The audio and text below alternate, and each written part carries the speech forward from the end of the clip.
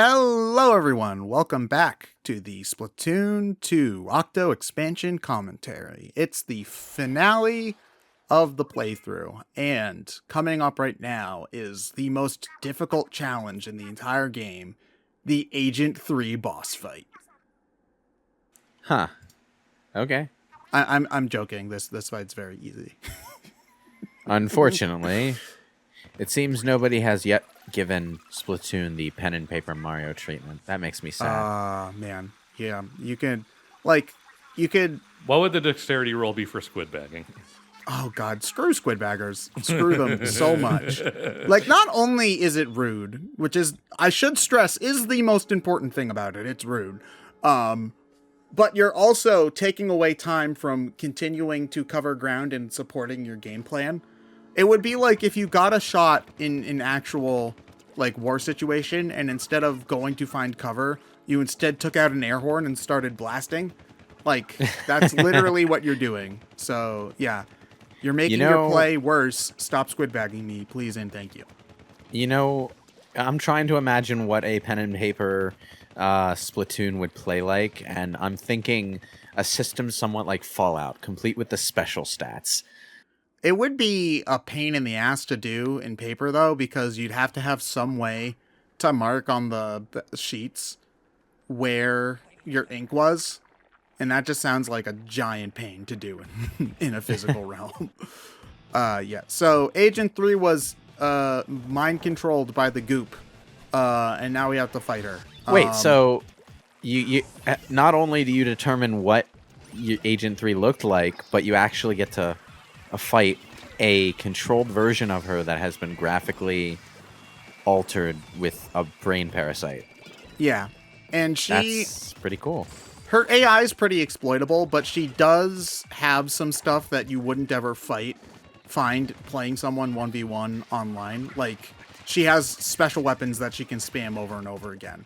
That you normally, when you're playing online, only ever get used to every couple of seconds. On top of that, the music is a remix of the Splatoon 1 theme song, but like heavily like distorted and techno-y sounding to fit with how they do the music in the underground as well, which is really cool. Fun fact, in Splatoon there's a little music minigame with kind of like a Taiko Drum Master style rhythm game attached to it, and I believe that beating the remix here, it has like something like 900 beats or something like that, and will literally murder your fingers if you try to do it. And it's probably the hardest thing to do in the game is perfect that rhythm game. Even harder than doing the super boss. So, you know, just pointing that out there. This is actually a pretty cool boss fight. It's kind of like a rival match. Yeah, it is. It's effectively like, you know, your Dante versus Virgil kind of idea, or Sonic versus Shadow. Only instead of Sonic versus Shadow, it actually feels like how you're supposed to be playing this game. So, you know, as opposed to... Just spam the homing attack and hope it hits. Yeah. I mean, I guess the one at the end of Sonic Adventure 2 is good, I suppose. It's a little fiddly because it's from 2001, but the concept is certainly good. It works well in Generations. The first one in the jungle sucks. No, I like the shadow fight in Generations. It feels like they took the concept from Sonic Adventure 2 and smoothed it out some. Yeah. Cuttlefish. Sure. Why are you spraying Cuttlefish? Because he's a dick. He gets untied off screen. It's fine. I don't know how they get Agent 3 up that ladder, though. Because look at how high that thing goes up. What a thrill. In darkness and silence. Ever since Metal Gear Solid 3, you just can't see a long ladder without thinking of that goddamn song. Yep. Why do they have the song there and the long ladder there at all, though? Isn't that just randomly in the middle of the game, too? It's kind of a stylistic flourish, really. Like, there's a reason it's there. It makes sense in context for the most part. Like, but what part of the game do they do that? Is that like at the very end, or? It's about like the 1/3 point. Kinda. I like how they do the stereotypical. The camera is panning by the girl's face, and she brushes the hair out of her face, but it's tentacles. Yeah. They, for one of the multiplayer update DLCs, they edited together a machinima style anime opening where they like at one point have the character standing with the sun in the background and the tentacles flowing in the wind like they're an anime character in an anime intro. And it's one of the funniest thing I've ever seen. Hey, Tupac, Notorious B.I.G. Aren't you guys supposed to be like fighting each other or something? I don't know my rap stars at all. Look, Rap battle time. They put their differences aside for the greater good. It's only going to take 5 minutes. Yeah, probably. Oh man. Oh yeah, but nope, game's not over that quickly. It's never that easy. Nope. This is, I'd think, out of the 3 final bosses, probably my favorite one. The Splatoon 2 final boss, the main campaign, doesn't even like come into the conversation. Yeah, You it's a maniacs, giant. You blew it up. It's a giant Statue of Liberty styled. And then statue. suddenly we just segue into the opening of God of War 2. Yeah. This is Commander Tartar, and Oh, tartar sauce. this makes a little bit more sense if you read the lore entries in the main campaigns, because like there's this professor who they talk about who owned the cat that judges the turf wars. And he put the cat into cryostasis so that he would survive the apocalypse. And then he survived, and now he just judges the turf wars for fun, I guess. But basically, he's the AI merged with the ooze that was made from all the blending. And he's decided this world sucks, and he's gonna You're all a bunch of nuke it. self-absorbed. You're all a bunch of self-absorbed losers. So I mean, you're right, but murder isn't the answer. So, what is this thing called? The Colossus of Rocky Roads? You know what? Sure. I think they just kind of call it the statue, but I'm sure it has a. Oh, that's lewd. Actually, now that I'm thinking about it. But anyway, this final boss I think is really cool. In a way that's different from the first game's final boss, because the first game's final boss is kind of cool because it keeps on going and escalating as you get further and further, versus this fight is only 3 minutes long. And Friggin' Photoshop. this is MS Paint. What? Yeah, Pearl makes an MS Paint Diagram to tell us what to do. to tell us what to do. She didn't just make an MS Paint diagram. She made an entire PowerPoint slideshow. Yeah, and she has the guy crying too. So I Also forgot that she Shoujo. made the by Shoujo. Octo scam. Wait, what did she? So missed like it. Her art style is by Shoujo. yeah, like look at how pretty she made Pearl. Pearl. What a good girlfriend Marina is. Yeah, so they basically the idea is that over 3 minutes you have to blow up all the bombs on him in order to stop him from charging power. You seem to have gotten the number backwards. Why? Yeah, that's just their style. Yeah, that's just the way that they write. Like the numbers so are all instead so instead of 3 minutes, it's minutes. yeah, basically. It's interesting. Like the Splatoon language, like they have a whole bunch of symbols that can be anagrams for our symbols, and like whenever anybody's talking, it's like a pre-written gibberish that like they have actual voice actors record. Like there are lyrics to the Off the Hook songs that are just the lyrics are gibberish, but the gibberish that Marina has in Japanese is written in katakana instead of hiragana because she's a foreigner. It's like they think way too hard about this stuff, and it's great. I like how they announced this as a turf war. Yeah. Like, you're out of the testing facility, you're in the real world, so now you're playing by the Splatoon world's rules. Yeah, that's part of why it's so cool. Also, like I'm a sucker for a good final boss theme, and this is one of my favorite tracks in the whole game. Yeah. So yeah, you have to find all the bombs and beat them up. You can find a lot of the bombs in any order you want, but Marina will only drop certain bombs at certain intervals, is another thing. I see. Yeah. This can be very difficult as well. Yeah, it's a lot of people will struggle the first few times on this, I think. It's hard to kind of get a good, like, sense of where everything is on him, is the thing. Because you're climbing the outside of a big structure, is the thing. And the map's fine, but you're rushing, and I don't find myself looking at it very much. Like, here I'm like, where's that last one? And I can't find it. There it is. So it can sometimes be a little bit hard to locate. But it just has this energy to it that's hard to describe that makes it so much fun to play. I also like just trying to find routes that the game doesn't expect. Like the game expects you to ride on that rail and shoot those, but instead I'm doing it this way because it's easier. Never mind, you did it anyway. Well, I think I'm on pace right now because if you're ever, I'm waiting here because if I keep on riding the rail, everyone misses this one. Yeah.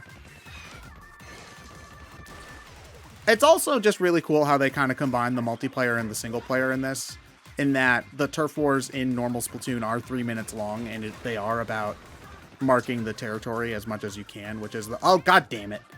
Not sure why that didn't give you any momentum at all, but okay. I jumped at a weird time, I think, is the thing, and I was fighting the momentum the entire time to try to land on a specific spot. Oh, this is the part of the song I really like. Yeah, because in this part of the song, they switch the melody to the Splatfest theme melody for this game, which is one of my favorite songs in the game as well. Honestly, off the hook, Pearl and Marina, they're better musicians than the Squid Sisters. They have better music. You just like different kinds of music, so. I mean, that's true, but they also have way more tracks, is part of it. Like, I mean, that's possibly a budget thing than anything else, but. Yeah, but, I don't know, they just have more oomph to them. I don't know how to explain it. I like their music better. And Pearl and Marina are definitely helping a lot up there by, singing, I'm sure. Yeah, it's also, like, again, like, I'm cutting it really close here, too. But it just, I don't know. It's Dramatic one of those things finishers. that's hard to explain, but I love this boss fight. Come on. Yeah, literally the very last second, I got it. Wow. To the point where I didn't even think I was going to. It looked like you didn't do it. Also, we were very lucky that helicopter blade didn't chop our head off, but, you know. And you just get splatted. It's fine. Oh no, he's gonna fire anyway. It's almost like covering a giant statue in paint doesn't actually do anything to stop it. Well, they explain that it's solar powered, so if you cover it up, the panels don't absorb as much. Yeah, and then Pearl is gonna fire her own anime robot laser at it. What? One of the finishers from the last game was a killer whale, so they're playing on the pun of it. Yeah, killer whale, but spelled W-A-I-L. And so Pearl has her own. And the joke is she's loud and obnoxious. So she's going to shout into it. And then anime Dragon Ball Z laser battles. And this is also fun in that good guys, bad guys is what they use for the the multiplayer battles, but then it's just bad guy singular. It ends at 888.8. And the text is upside down because he is. I love the upside down text. It's one of my favorite recurring gags in the game. And I'm sure we'll never see him ever again. Definitely, for sure. Never, ever, ever. Oh, get a room, you two. They already live together. Aww. Kawaii desu. Yeah, so that's Octo expansion. Love this game. It's been charming. I'm probably going to pick it up when I get a Switch in October. Honestly, I think that there's a Band-Aid on her head. I only just noticed that. Also, this credits theme is phenomenal. One of my favorites. I think that it just expands the single player for what they were trying to do in the Splatoon 2 main campaign and just does it a lot better. Because in the main campaign, they wanted to like add all the different weapons but still kind of keep it mostly the same. And what that resulted was in a loss of focus, where every level needed to be beatable by every weapon, so they all kind of felt generic because of that.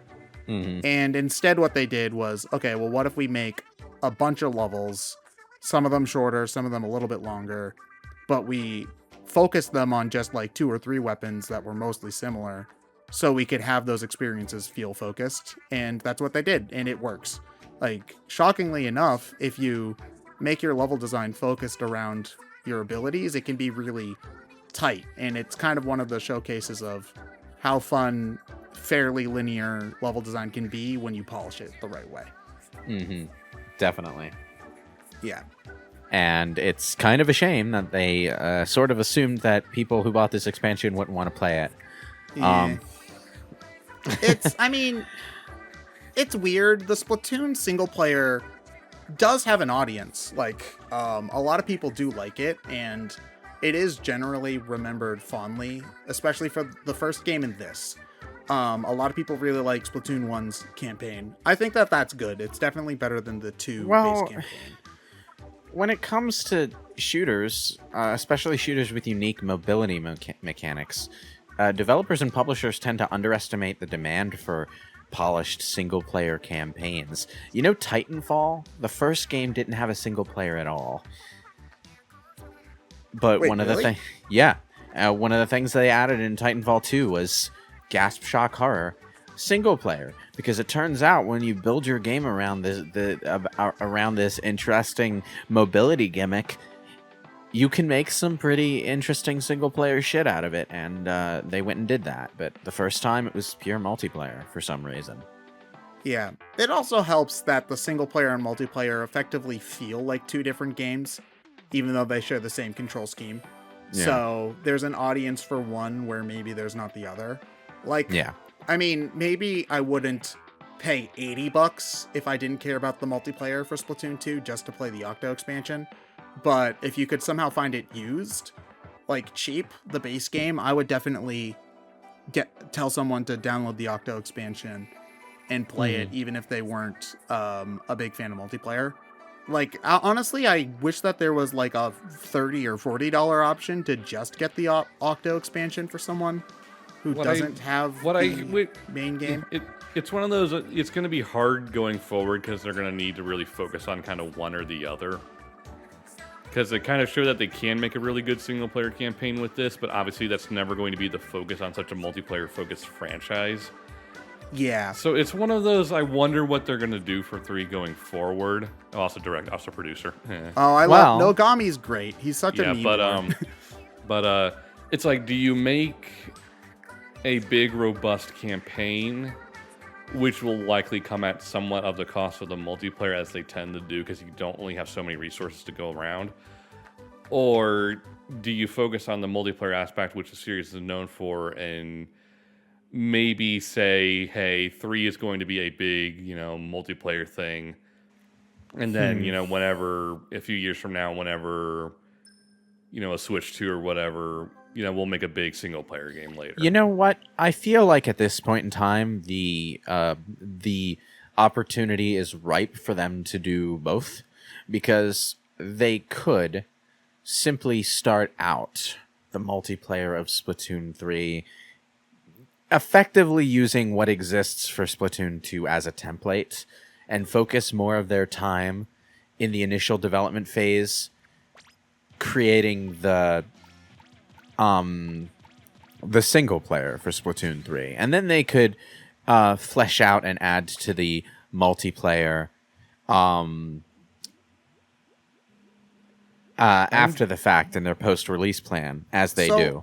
I agree with you in principle, but the problem is that Splatoon 2 was already effectively half of the multiplayer from Splatoon 1, and then they added on top of that. Yeah, already. I know. Instead of starting with a downsized version of Splatoon 1,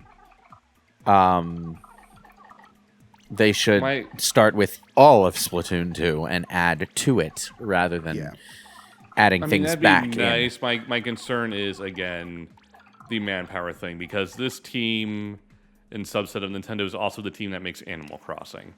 Yes, Oh. And they which is said also that- a development-heavy game because there's so much stuff. And, you in know, it's Animal one of those, Crossing. there's definitely going to be DLC and further stuff coming to that game, too. in. Yeah. So it's one of those I have worry about how much resources are able to go around. With that said, Splatoon is the biggest successful new IP since Pikmin. That Nintendo's had. I would say Smash Brothers, honestly, Um, because this is yeah, it's obviously bigger much than bigger Pikmin. Like, I guess Animal Crossing came out after Smash Brothers. I don't know if it would be bigger. No, than Animal Crossing was. It's hard to. I guess technically, yeah. it Yeah, was but after like Smash they're Brothers, certainly similar in scope.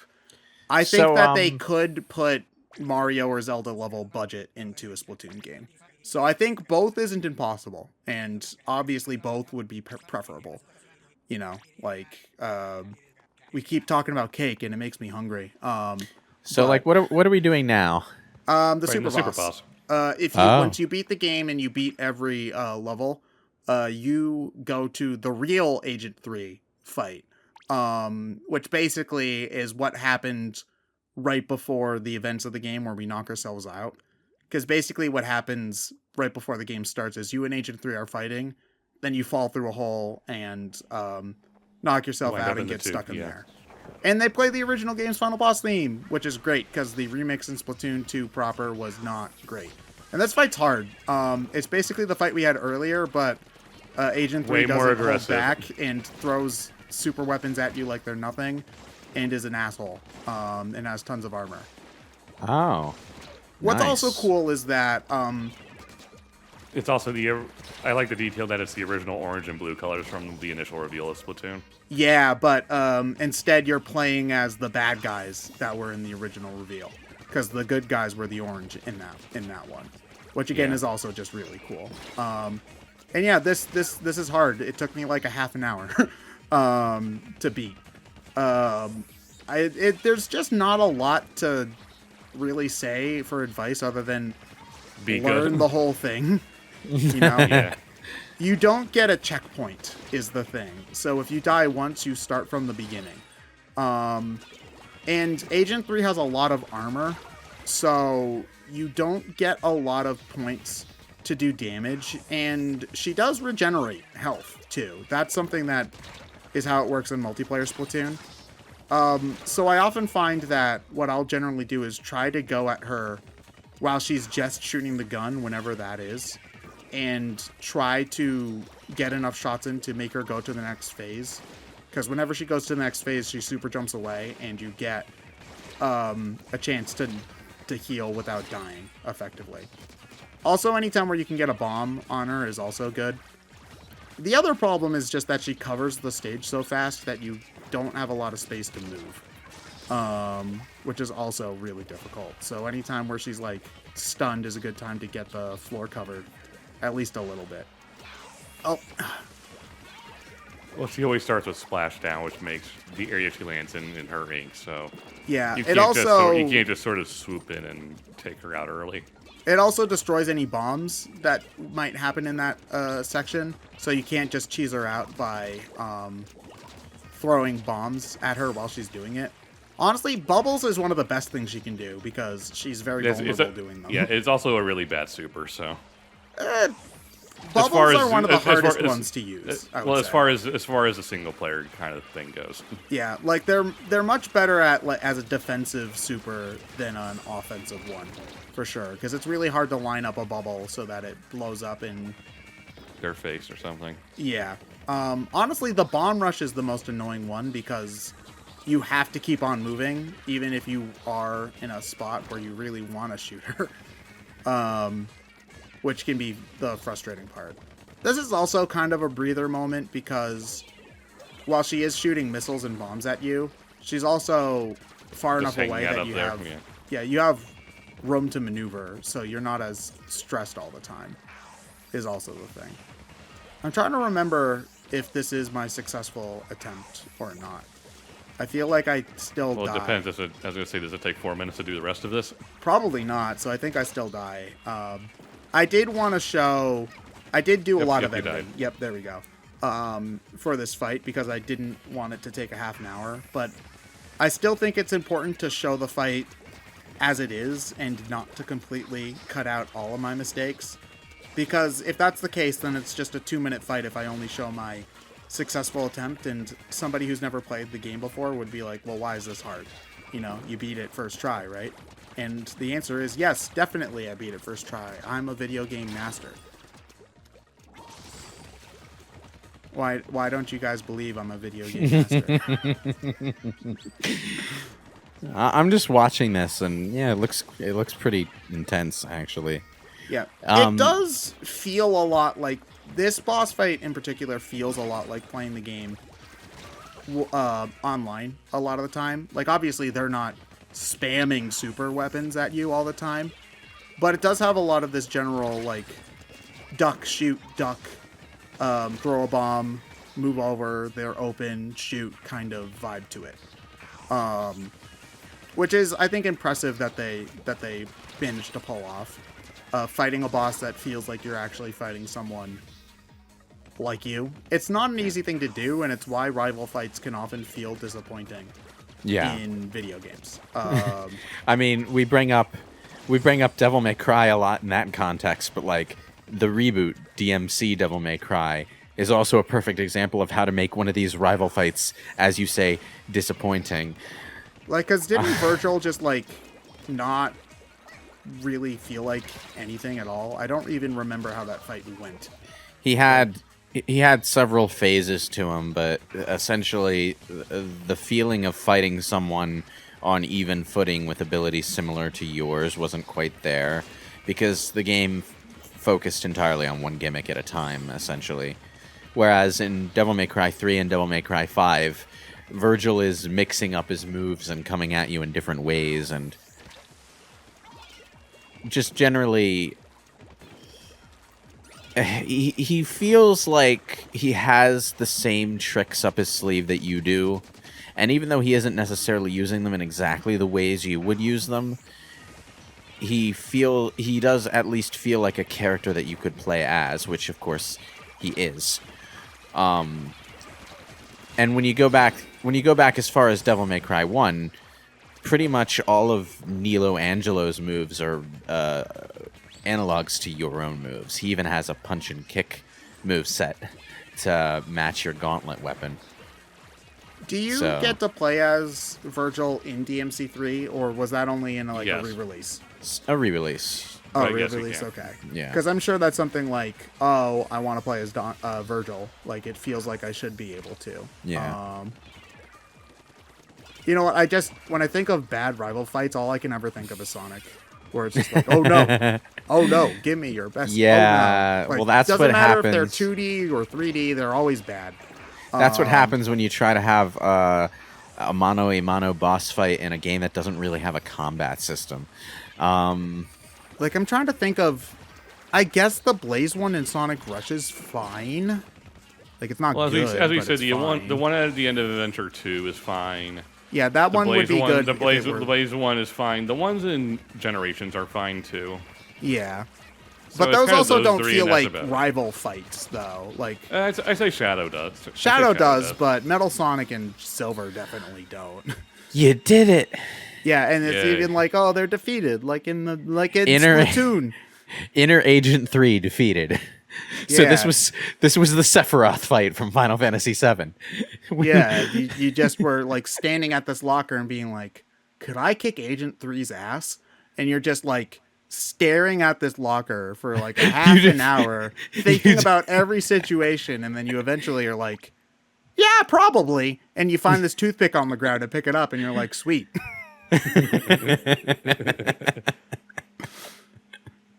Thanks for watching, everybody. Have a good one.